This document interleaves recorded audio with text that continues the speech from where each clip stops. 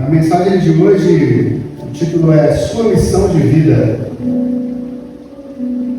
O tema: conheça as questões cruciais para você descobrir a sua missão de vida.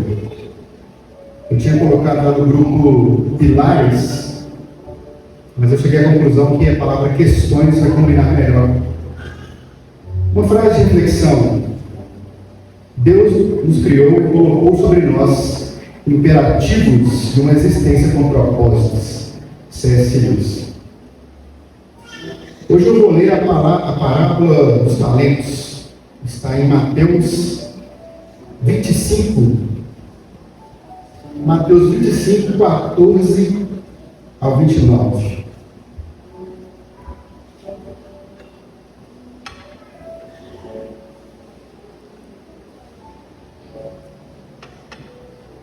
Mateus 25, 14 ao 29. A parábola dos talentos.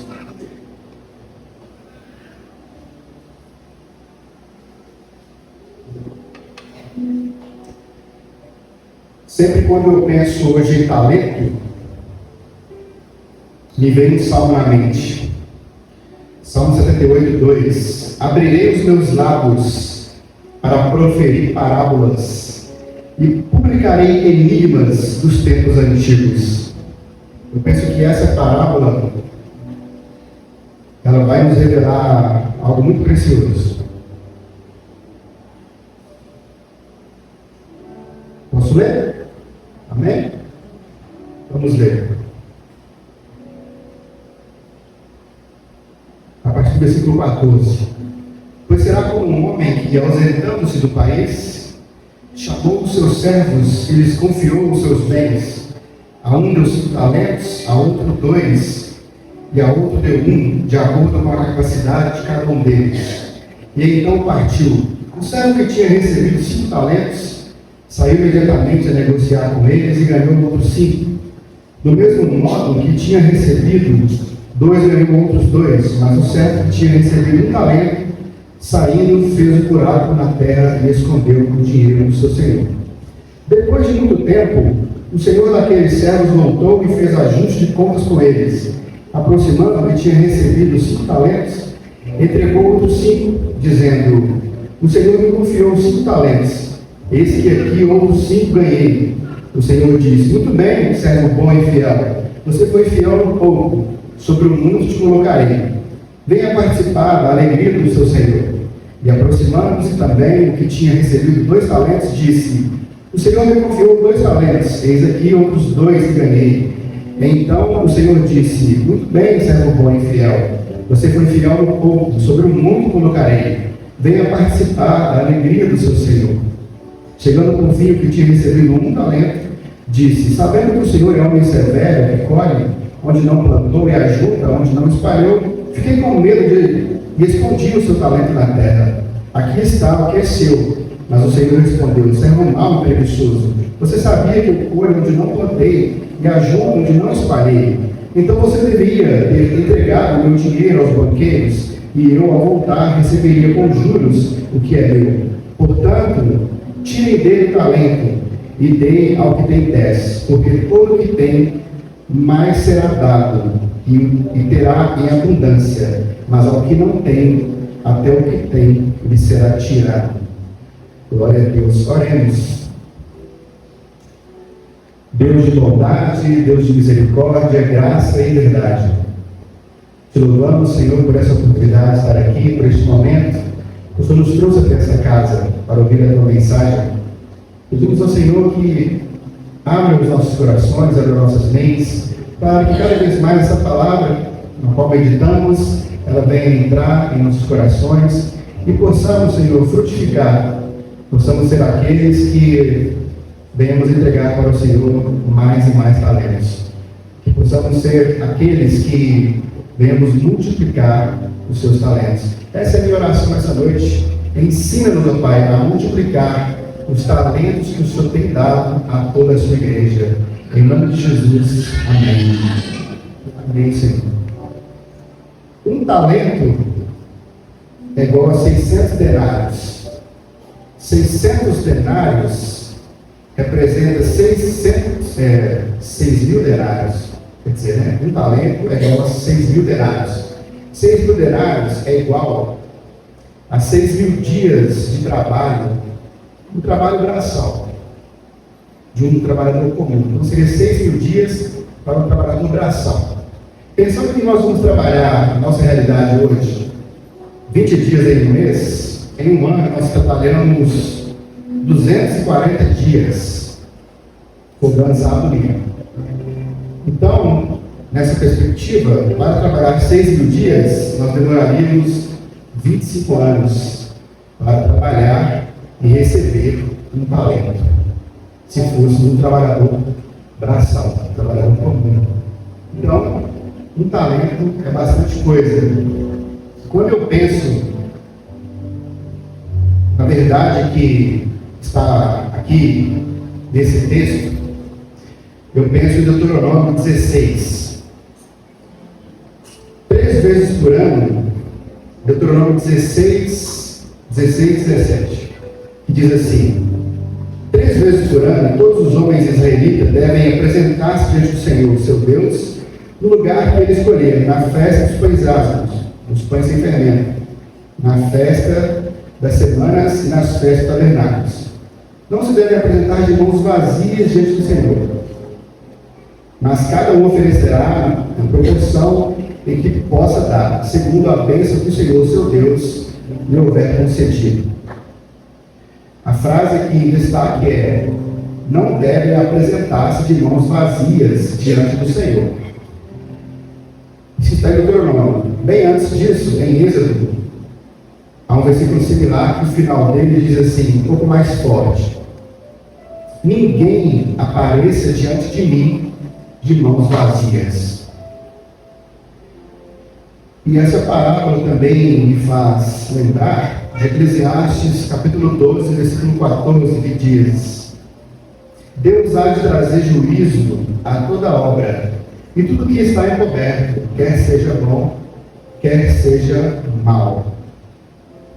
Então, primeiramente, eu estava lendo um comentário do Champlin, quando ele fala sobre ofertas, que as pessoas do Antigo Testamento iam dar ofertas a Deus.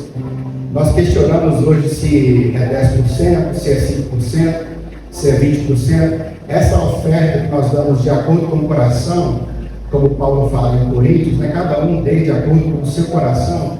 Quantos por cento devem ser? De acordo com o comentarista Champlin, o mínimo era 10%. Se você desse menos que 10%, já era visto como uma oferta de baixo valor. E pensando nessa questão de Eclesiastes, em trazer juízo, eu penso que, quando eu trabalho no centro de Belo Horizonte, eu olho para os moradores de rua, que estão lá 1 ano, 2 anos, 3 anos, 4 anos, a vontade que me dá de chegar para eles e dizer para eles, assim, lembrá-los, né? Você sabia que você é um ser humano? Você sabia que você tem um corpo, 2 olhos, um cérebro, um coração? Porque parece que eles se esqueceram que são seres humanos e vivem como animais. E se você for pensar, quanto custaria um corpo humano? Quanto custaria um coração? Quanto custaria um olho? Nós sabemos que existe sim mercado negro, né? Que cobra uns valores altos, que faz tráfico de órgãos, uma coisa bem horrível. Mas se você for imaginar quanto custa um corpo do ser humano, é um valor bem alto. Então eu penso que a nossa reflexão sobre talentos, quando eu penso em talento, quando eu pensava em talento quando eu era criança, a gente sempre pensava no talento de cantar inicialmente, no talento de pregar, no talento de evangelizar, porque são as coisas mais presentes aqui na igreja. Mas hoje nós sabemos que existem vários tipos de talento. Ser vendedor é um talento, e ser mecânico é um talento, ser padeiro é um talento, ser costureiro é um talento. Hoje existem vários tipos de inteligência. Na última pesquisa que eu fiz, eu encontrei cerca de 8 tipos de inteligência. Encontrei também 16 tipos de personalidade. Muito interessante. Então, de acordo com os testes ali, eu vi que eu tenho determinada inteligência, eu tenho determinada personalidade. E pensar, o que me levou a ter esses talentos? O que me levou a estar aqui agora, fazendo o que eu estou fazendo? Nem sempre a resposta ela é muito simples, porque às vezes ela envolve a minha árvore genealógica, que eu não tenho tanto conhecimento. Se você for pensar, você conhece o seu pai, você conhece o seu avô, o seu bisavô já começa a ficar um pouco distante. Depois do seu bisavô, a gente quase não sabe falar. Pensa em 10 gerações que vieram antes de você, e que você carrega no seu DNA a herança deles. Que, de certa forma, esse DNA influencia você a ser quem você é hoje. Então, quando eu penso de chegar diante de Deus, o Eclesiastes fala que haverá um dia que todo homem e toda mulher, independente da raça, eles chegarão diante de Deus e todas as suas obras serão julgadas. Então, para mim, a começar, será requerido de você o corpo que Deus te deu. E quando eu penso, será requerido a alma que Deus te deu. Do que é feito a alma? É uma pergunta que eu não tenho resposta. Eu não sei. E eu acho que talvez só mesmo Deus para ter essa resposta. Qual substância que é feito a alma? Será que é uma substância muito cara? Por que será que o maligno não consegue separar a nossa alma do corpo? Será que se ele conseguisse, ele faria? Eu penso que certamente sim, ele faria. Então, quando você começa a pensar sobre o corpo humano, na palavra de hoje, toda a tecnologia que envolve o corpo humano, do funcionamento, é muito complexo. Então, pensando nesse um talento, já é muita coisa.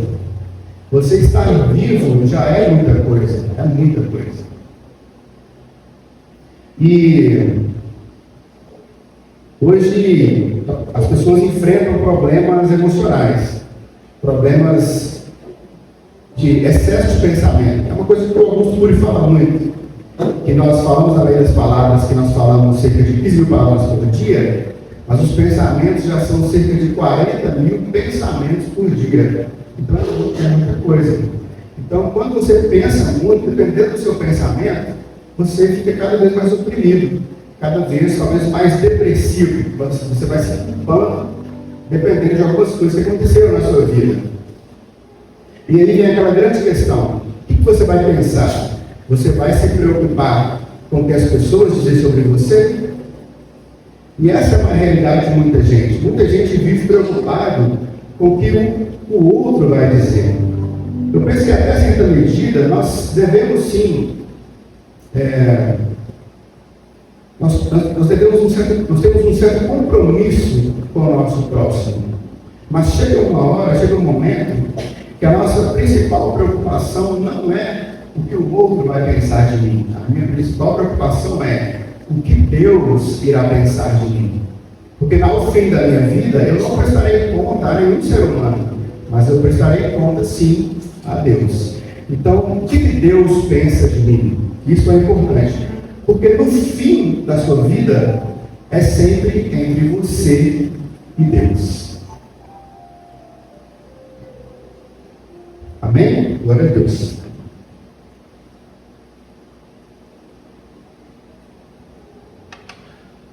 Então, a minha missão hoje aqui é jogar um pouco de luz, trazer clareza para que você encontre a sua missão de vida. E aí eu pensei nessa missão de vida, né? Acho que esse texto mais comum é a questão de talentos mesmo, mas às vezes eu não sei lidar com os meus próprios talentos, não sei lidar com a minha própria personalidade. Então nós vamos pensar algumas questões cruciais para que eu possa me encontrar. A primeira questão que eu quero começar hoje é a sua ira.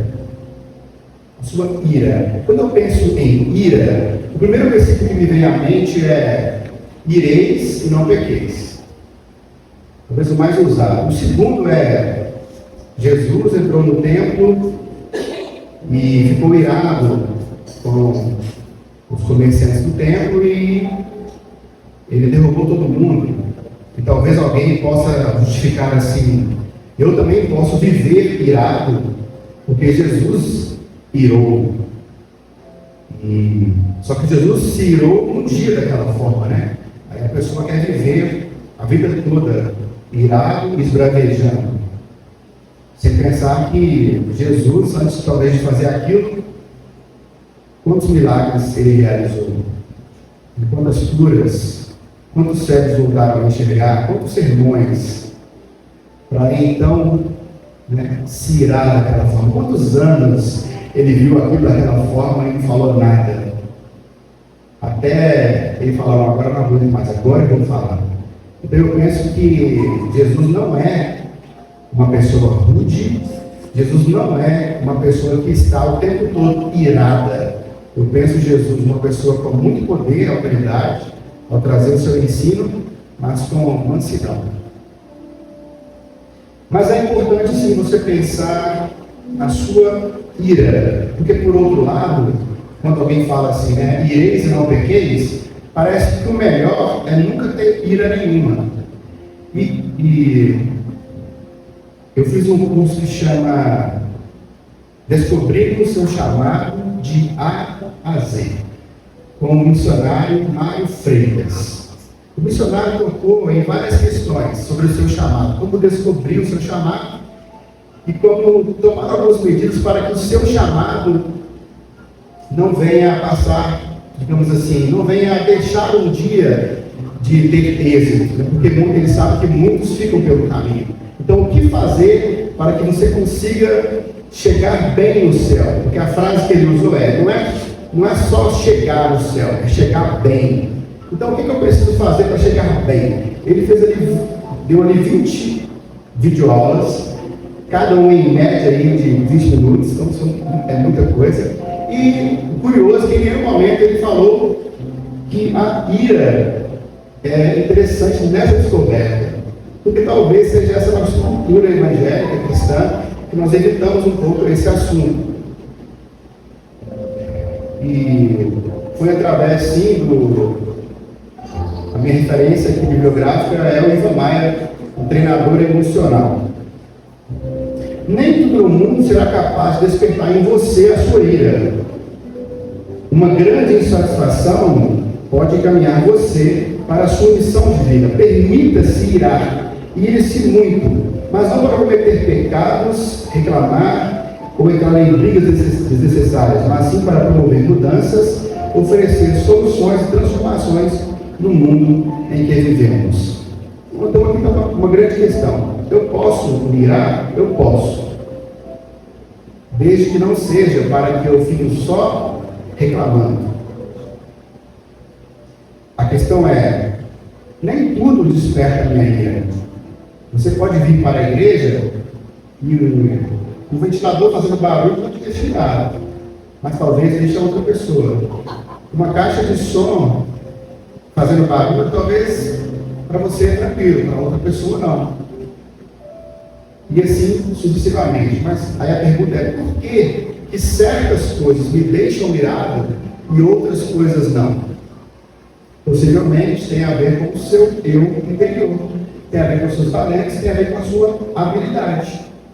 Se você tem um ouvido mais desenvolvido, você vai ouvir uma frequência diferente. Se o seu ouvido não é tão desenvolvido, você não ouve, então aquilo não te incomoda. Se você tem uma inteligência espacial, você vai chegar aqui e começar a olhar o que poderia ser feito aqui no espaço, essas coisas não estão muito legais, janelas, teto, o que pode ser feito? Então você começa a se incomodar. O Rubem Alves chama de coceira. É uma coceira que te dá, assim, sabe? Você fica meio inquieto, você quer fazer alguma coisa. Então, eu chamaria então essa diferença entre ira e essa inquietação. Mais para frente eu vou tocar no assunto do Rubem Alves. É bem interessante também. Porque depois da inquietação pode vir o sofrimento, que aí é um degrau a mais. Por enquanto, vamos ficar nessa ira e inquietação. Então tem a ver. E a questão é: você não coloca então o seu foco em somente ficar inquieto, em somente reclamar, mas pensar: tudo bem, eu identifiquei que tem algo que está me incomodando. O que eu posso fazer agora para transformar isso e para que nunca mais isso me incomode? Porque esse é o resultado. E aí eu lembro da lei da solução. Dentro do livro 21 Leis Universais tem a lei da solução. Ela diz assim, resumidamente: você sempre será lembrado pelos problemas que você causou e pelos problemas que você solucionou. Você sempre será lembrado pelos problemas que você causou, pelos problemas que você solucionou. A caixa deu defeito, uma das caixas aqui. Eu vi lá no grupo que parece que o André pegou para consertar, foi o André. Não foi não? Foi quem? Foi o André? Ah, foi o André. O André pegou a caixa do grupo para consertar.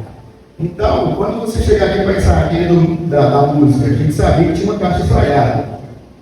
Aí quem chega para agora está funcionando. Subconsciente, ele vai pensar: quem foi?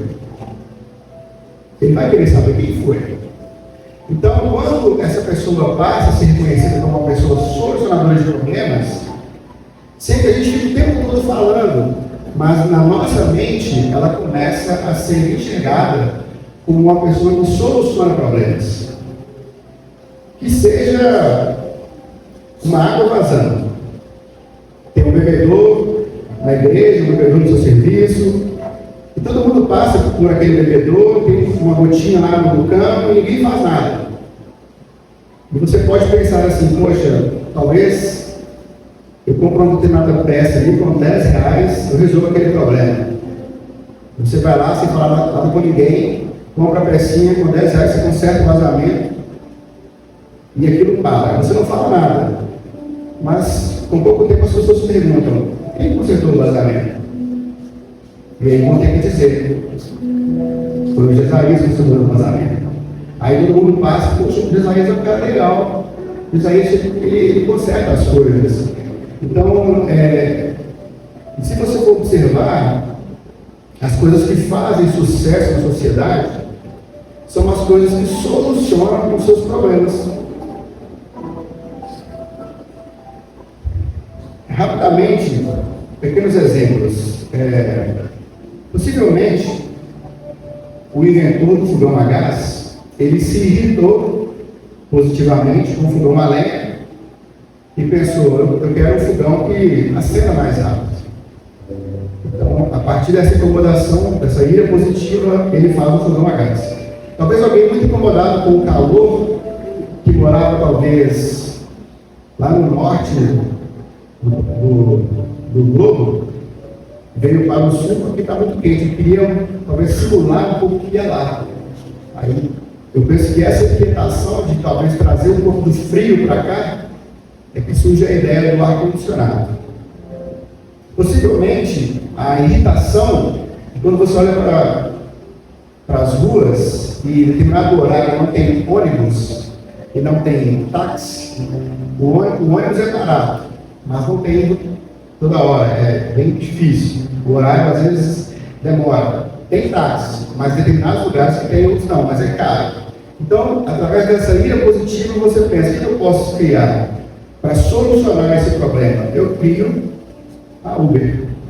E depois da Uber vem várias, digamos assim, empresas nesse segmento também. Mas sempre com essa ideia de solucionar um problema. E eu assisti um filme sobre a criação daquela raquete de matar pernilongo. É basicamente a mesma coisa. A pessoa, ela tinha tentado criar várias coisas. Ela fez várias invenções. E nenhuma invenção que ela fez sucesso. Algumas alcançou os amigos e tal, foi engraçado, mas ficou naquilo. Até o dia que ele se irritou com o pernilongo e teve a ideia de criar uma raquete para matar pernilongo.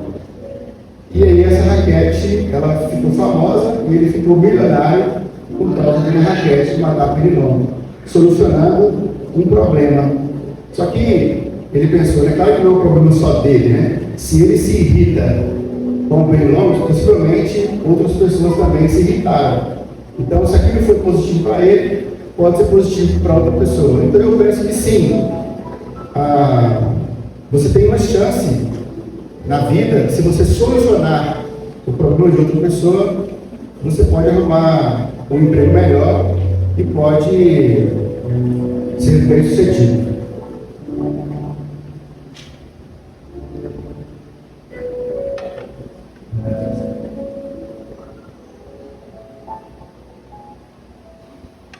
A segunda questão crucial, o oposto da ira, bem perto agora, vou polarizar, é a paixão. A sua verdadeira paixão interior nunca terá a ver com o seu ego, mas com fazer o bem para o mundo. O foco da paixão não é ser visto. O foco da paixão não é ser lembrado apenas. O foco é fazer o certo porque é certo. O foco é fazer pelo brilho dos olhos.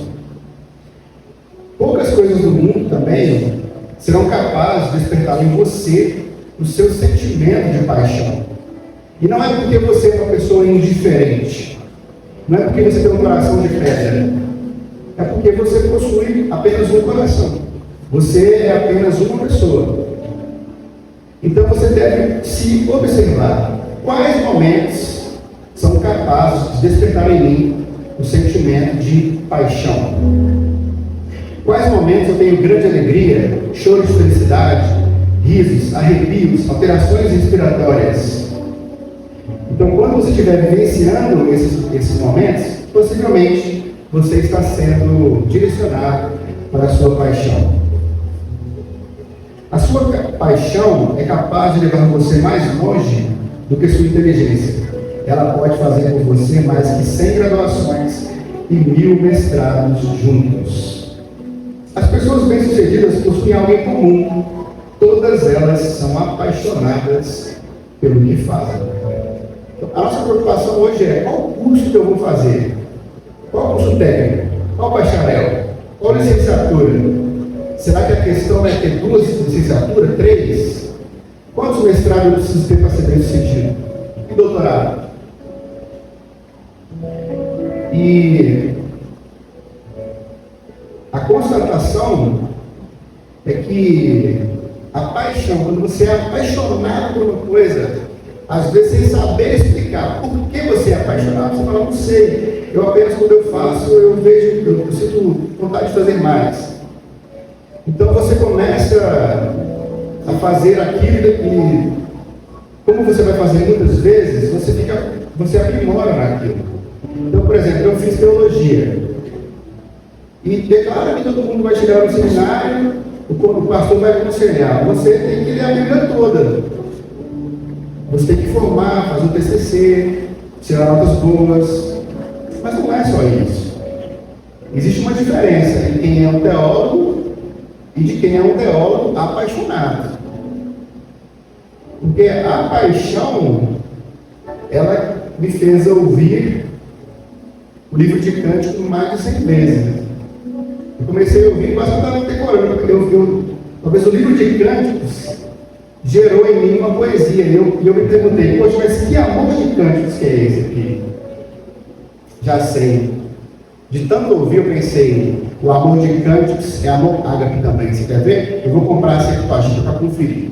E fui lá, comprei a Septuaginta. Quando chegou, fui lá em Cânticos, ágape. Aí nasceu: beija-me com os beijos de sua boca, pois melhor é o seu ágape do que o vinho. Suaves são os aromas dos teus perfumes, como o perfume derramado é o seu nome. Não é sem razão que te amo.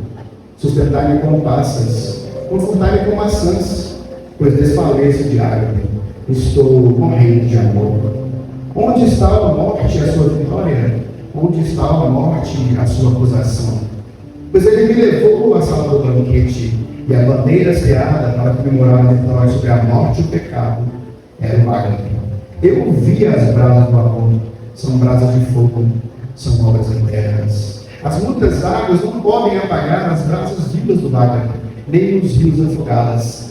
Se algum homem tentar utilizar todas as riquezas que possui para comprar o amor, a sua oferta seria por completo desprezada. Conhecer o amor é ver o infinito, sem ansiedade de chegar lá. É um respirar tranquilo do presente, trazendo do passado apenas o aprendizado. Eu sou do meu amado, e o meu amado é meu. De tanto ouvir, foi praticamente gerado isso em os textos, eles vão se conectando.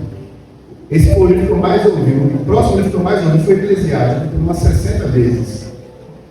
E fiquei pensando, né? Vaidade de vaidades, tudo é vaidade. Até que ponto? Será que é tudo mesmo? Será que tem alguma coisa que não é vaidade? E é claro que no livro ele vai oferecer 3 coisas que não é vaidade. Mas levando todo em consideração, é uma frase que foi gerada em mim, foi assim: vaidade de vaidades, diz o pregador.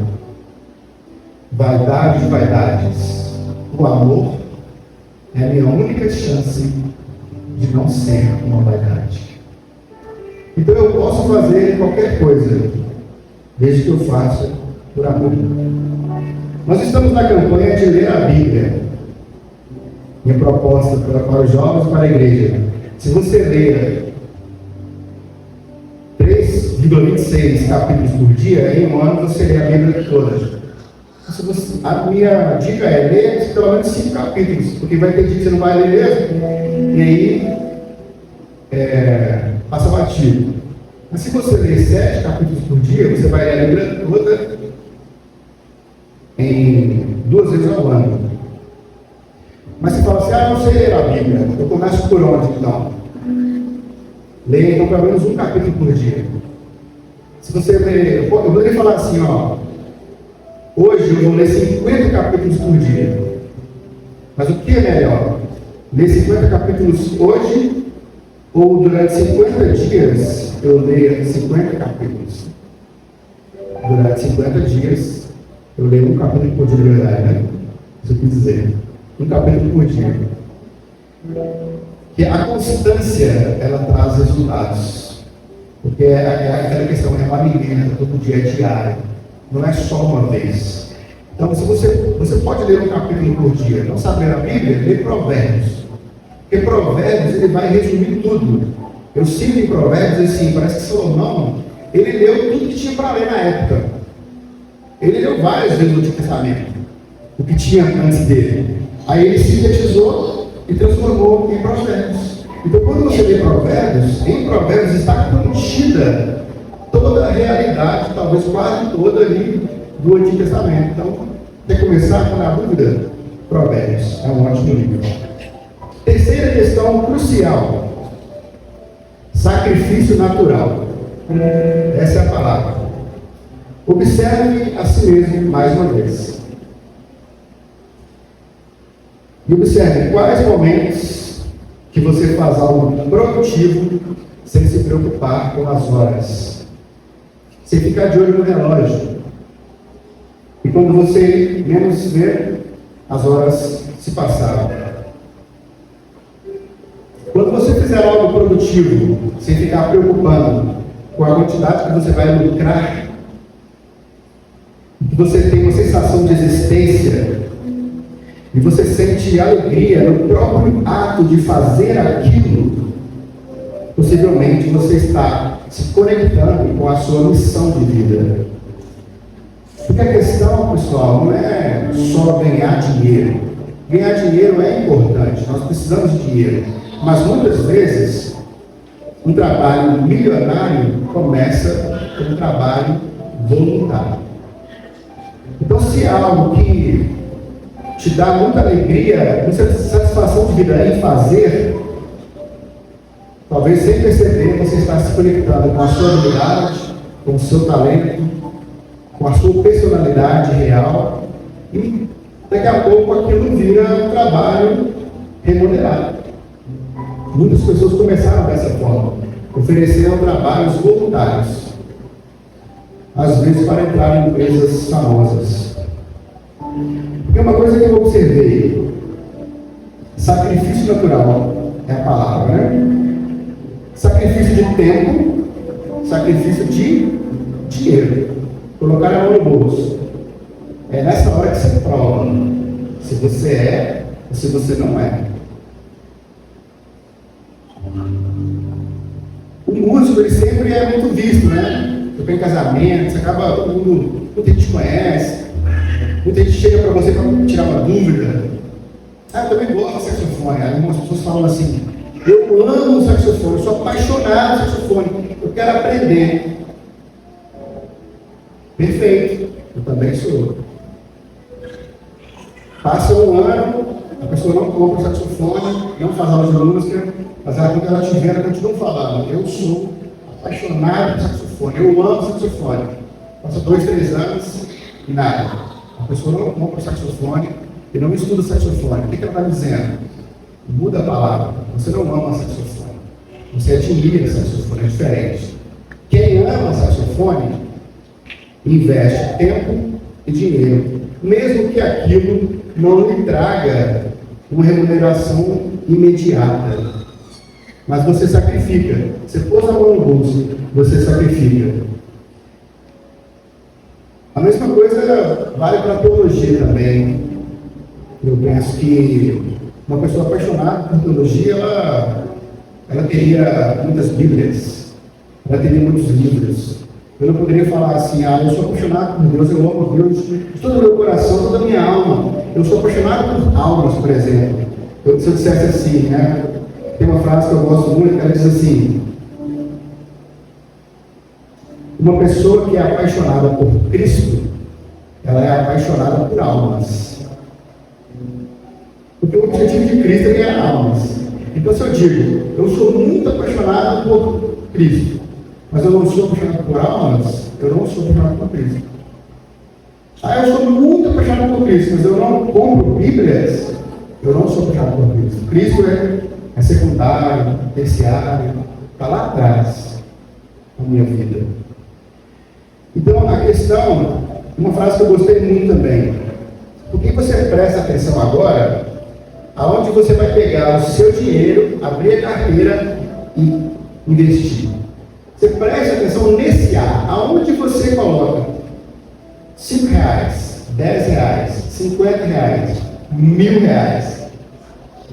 Porque onde você colocar o seu dinheiro, ali vai o seu coração também. Se você compra um carro muito caro, que você sabe que você está fazendo um sacrifício muito grande para comprar aquele carro, você vai começar a ter um zelo com aquele carro fora do normal. O seu coração talvez possa começar a ficar naquilo, nessas coisas.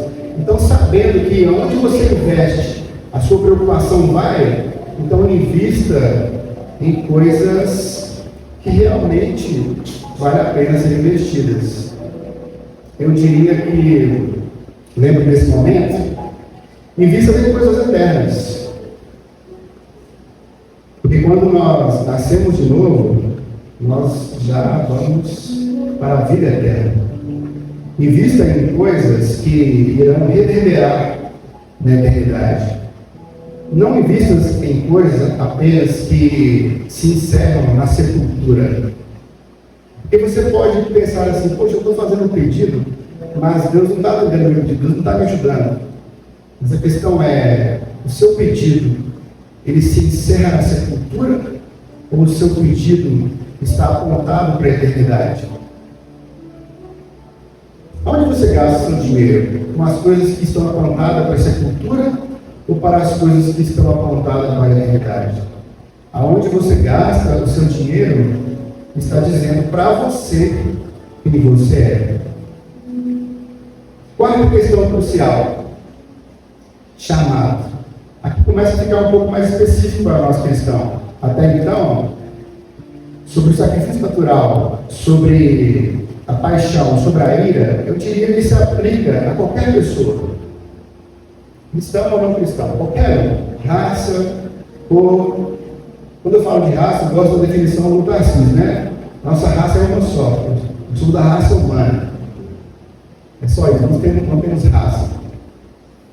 Temos apenas uma, raça humana. Mas, independente de qual cultura você esteja inserido, eu penso que essas questões anteriores valem para todas elas. Mas quando a gente fala de chamado, agora começa a ficar um pouco mais específico para os cristãos. Chamado, para entender o que é chamado.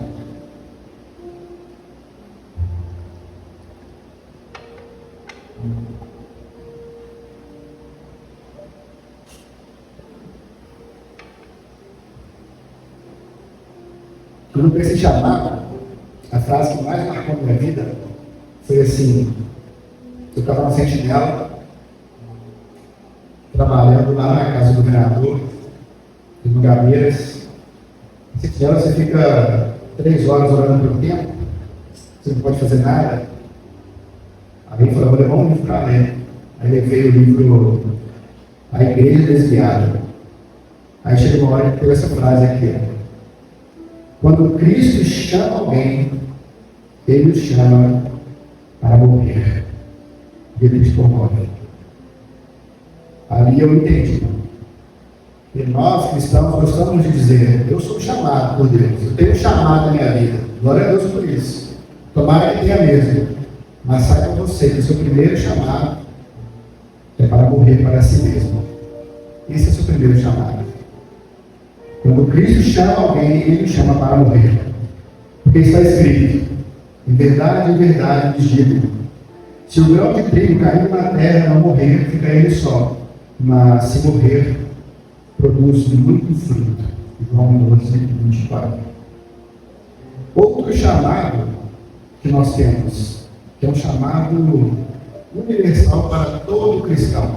Que você pode ficar na dúvida: não conheço direito os meus talentos, não sei direito as minhas habilidades, tenho vergonha de fazer, tenho medo. Mas uma coisa comum em todos nós é o chamado para o ministério da reconciliação.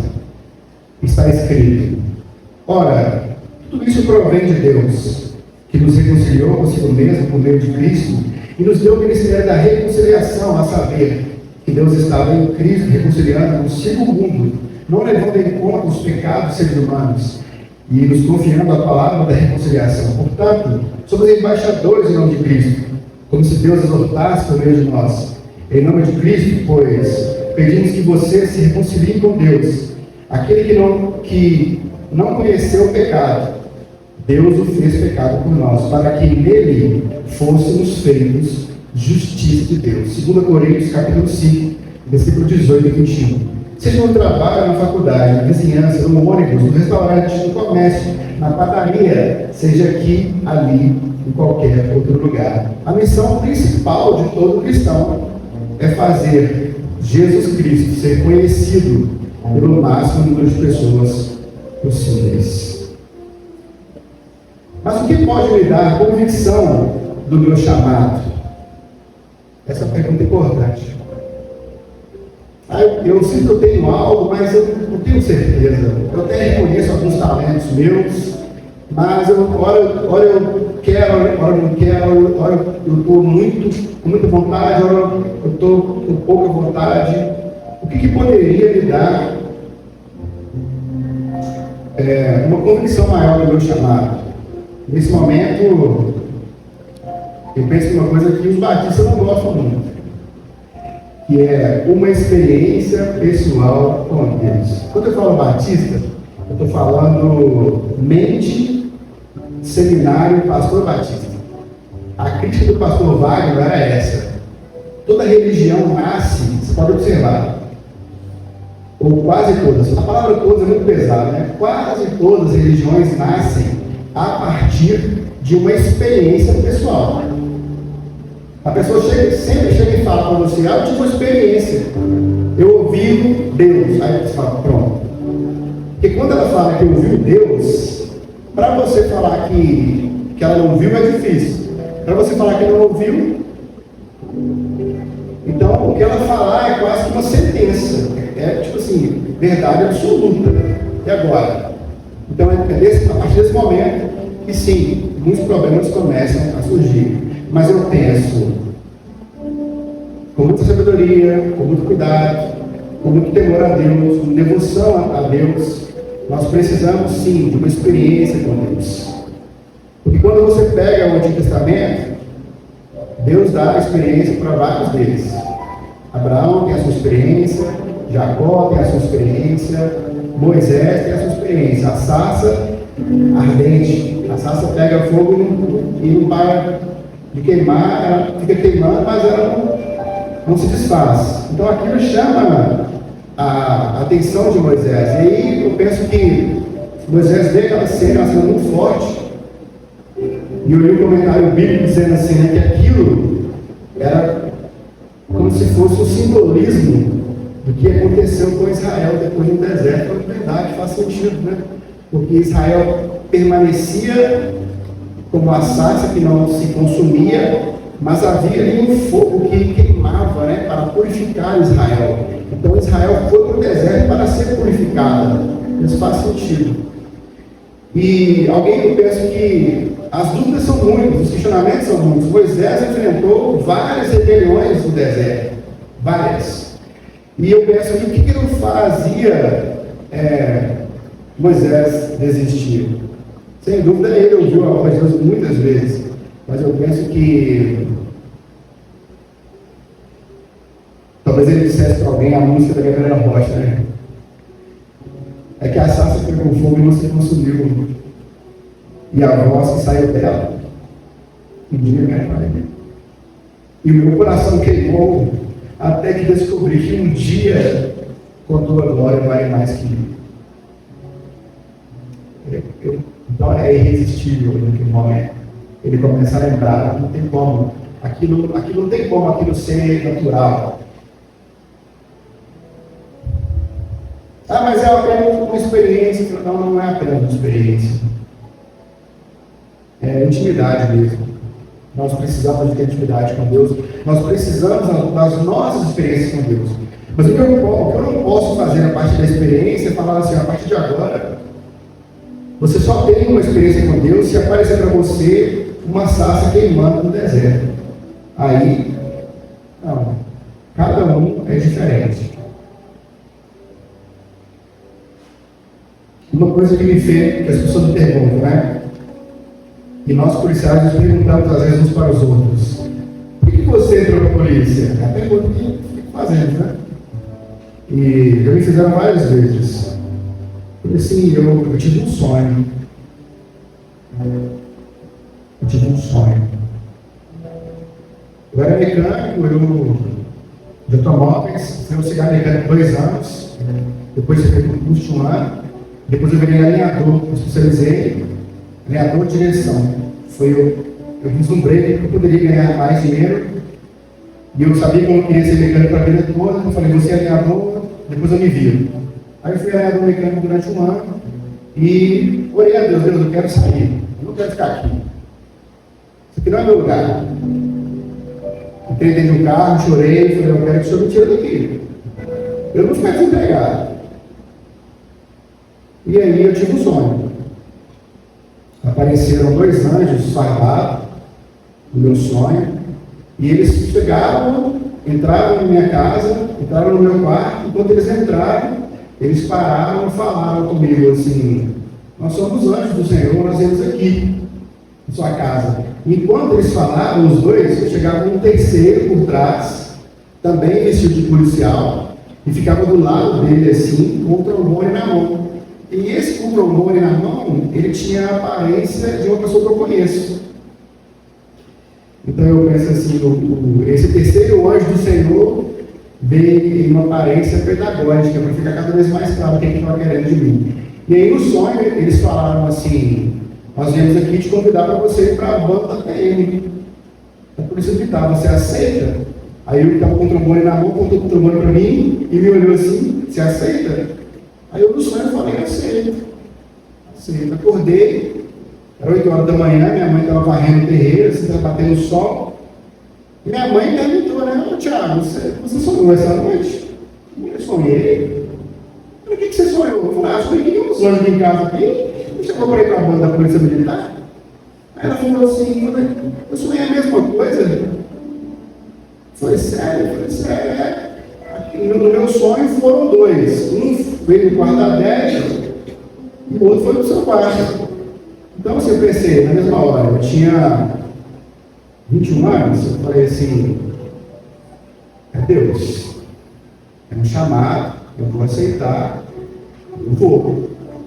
Na mesma semana, eu cheguei na estrada de veículos, falei, olha, eu quero ir embora, gostaria que você fizesse um acordo comigo. E, por que você quer ir embora? Eu tive um sonho, eu vou ser policial. E aí meu pai falou, não, mas você poderia continuar como mecânico, porque se não der certo, você está alegando, não, mas vai dar certo. Eu fui chamado, é diferente. Vai dar certo. Eu me conheço, eu não consigo trabalhar o dia todo para ficar depois no colégio. Eu estou novo, eu vou ficar só estudando. Aí parei de trabalhar, fiquei com o seguro-desemprego, estava juntando dinheiro. E fiz 2 cursos no Mega, depois de 6 meses fiz a prova, passei. Demorou 5 anos para trabalhar com a banda. E durante esses 5 anos também foi difícil. Porque as pessoas diziam, por que você está aqui? Eu vim para a polícia, eu vim para ser da música. Mas você não está na música? Não, mas eu tenho um sonho, eu tive um sonho. E ele prometeu, ele vai cumprir. E quando eu penso na palavra chamado, eu lembro também do Lucas, os primeiros lugares, os 7 a 11. Quando alguém é convidado para um casamento, não seja um lugar de honra, pois há de haver um convidado mais importante do que você. Então aquele que convidou, os 2 dirá a você, dê um lugar a este aqui. Então você irá envergonhado para o último lugar. Pelo contrário, quando alguém convidá-lo, vá sentar no último lugar, para que quando vier aquele que convidou, diga a você, amigo, venha sentar-se no melhor lugar. Isso será uma honra para você diante de todos os demais convidados, porque todo o que se exalta será humilhado, todo o que se humilha será exaltado. Então, a questão é, quando eu vi essa parábola aqui também, eu penso, sim, é um enigma também. Ela tem aplicação muito simples, né? Porque eu posso pensar que todo lugar que eu entro, toda festa, até mesmo na igreja, eu posso pensar, não, eu vou primeiramente sentar nos lugares atrás, e se eu for convidado, eu sento na frente. Ela está no curso a final de dar para pessoas. O Ivan Maia usa isso aqui, ele sempre usa muito a Bíblia. Então isso aqui ele achou genial, e é genial mesmo, porque Jesus está ensinando, né? Tinha que ser genial. Só que eu pensei que essa parábola aqui também, ela se aplica ao reino de Deus. Por quê? Porque, tudo bem, eu sou cristão, eu tenho um certo chamado, mas eu estou na igreja há um certo tempo, mas eu quero os primeiros lugares do reino de Deus. E talvez Deus diga para você, eu não te chamei ainda. Por que você está vindo? Eu não te autorizei.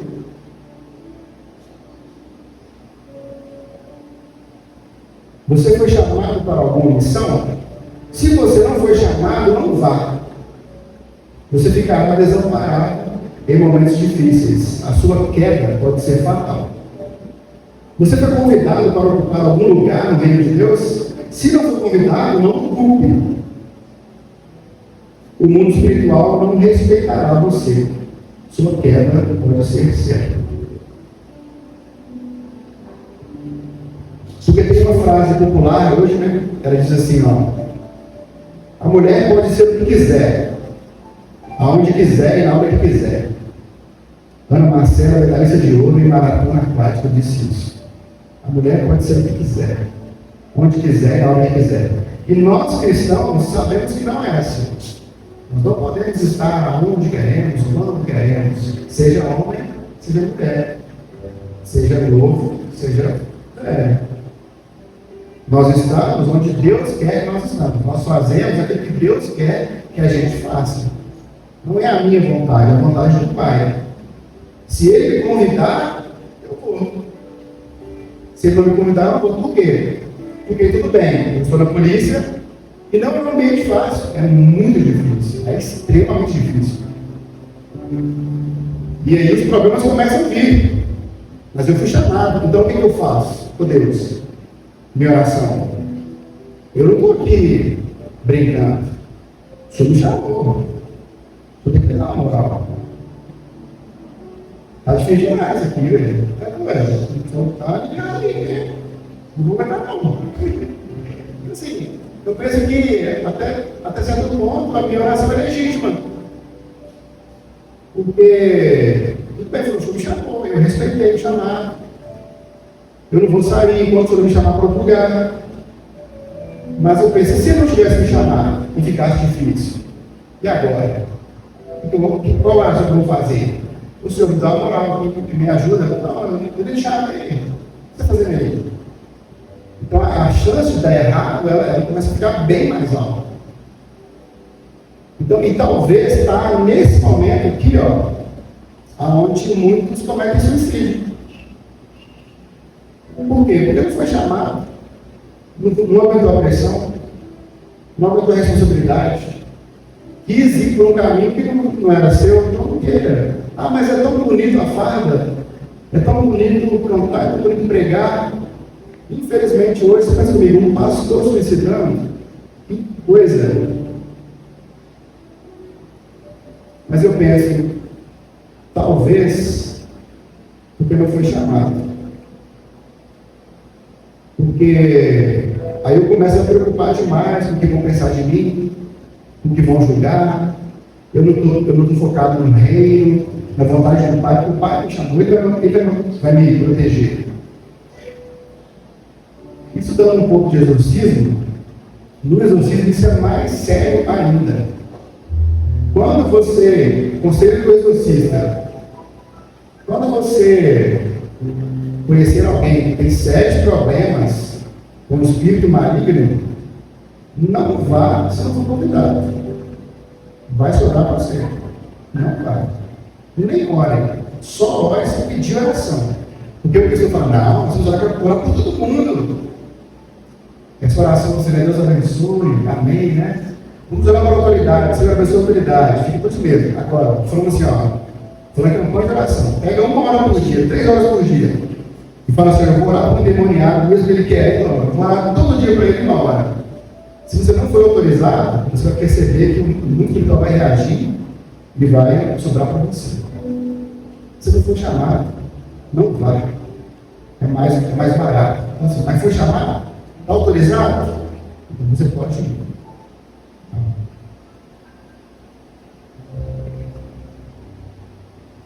Quinta questão.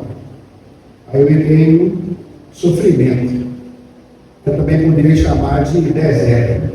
Você foi chamado, você morreu,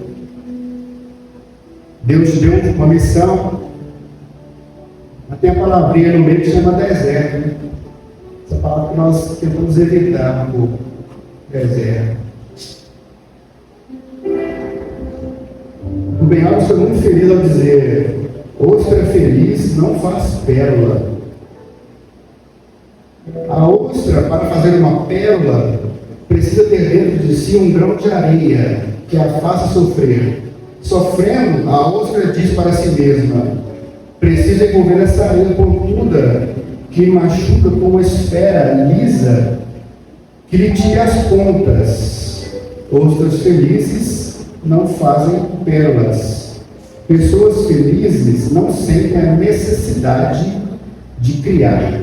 O ato criador, seja na ciência ou na arte, surge sempre de uma dor. Não é preciso que seja uma dor doída. Por vezes, a dor pode parecer como aquela coceira que tem um nome de curiosidade.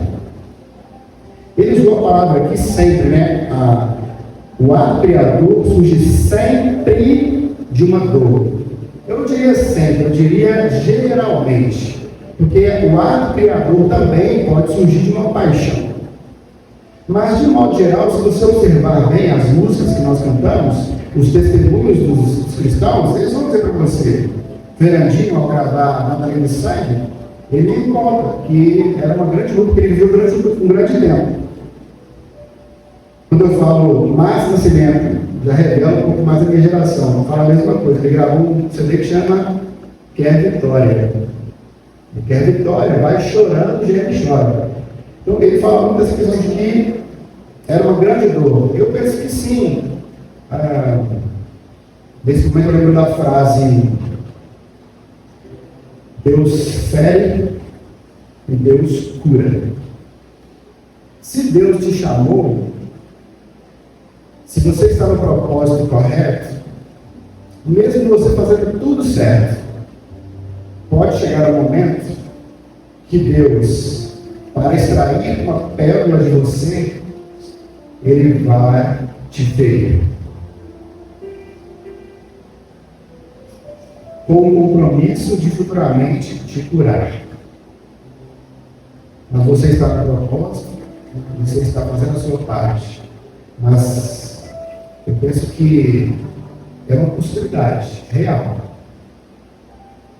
Deus vai ferir, Deus vai curar. Nem sempre são os seus erros, nem sempre é o maligno. Porque Deus poderia deixar você viver uma vida tranquila. Mas hoje, quando eu penso nos cristãos, eu penso que quanto mais você se apaixona pelo reino, mais você pode produzir algo bom no reino. Mas para produzir algo bom no reino, você vai ter que ser espremido um pouco. Então você é espremido e você produz algo bom.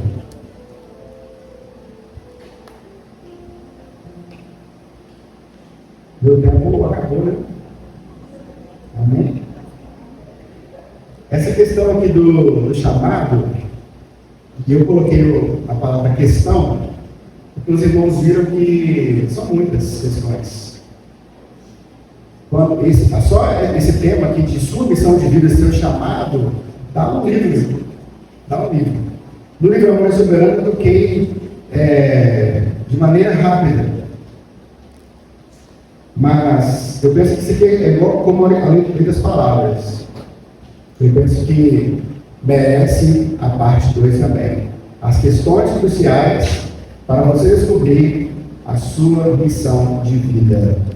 Para encerrar, eu vou dizer: o que mais importa na vida não é o mero fato de termos vivido. A diferença que fazemos na vida dos outros é que determinará a importância da vida que levamos. Nelson Mandela. Então, quando eu penso que Deus pode levar você para esse caminho de ira, paixão, sacrifício natural, chamado, morte do ego, deserto, sofrimento, essa pergunta: para que tudo isso? Para que você produza algo bom no mundo, para que você faça Cristo ser conhecido no mundo. Não é algo que fazemos apenas para nós mesmos. O sentido da vida não é você buscar o seu próprio interesse. O solitário busca o próprio interesse e se opõe contra a verdadeira sabedoria. A verdadeira sabedoria consiste em buscar o bem de todos. Então, quando Deus te leva para um caminho difícil e depois, através de você, Ele produz um fruto, o seu fruto não é apenas para você. Os rios não bebem a sua própria água. As árvores não comem seus próprios frutos. O sol não brilha para si mesmo. As flores não espalham sua fragrância para si. Viver para os outros é uma regra da natureza. A vida é boa quando você está feliz, mas a vida é muito melhor quando os outros estão felizes por sua causa. Amém? Que o Senhor nos abençoe e nos guarde. Que dê uma semana abençoada para todos vocês. Que próxima semana podemos estar aqui cheios da graça de Deus. Vamos para o aviso e para a música. Amém?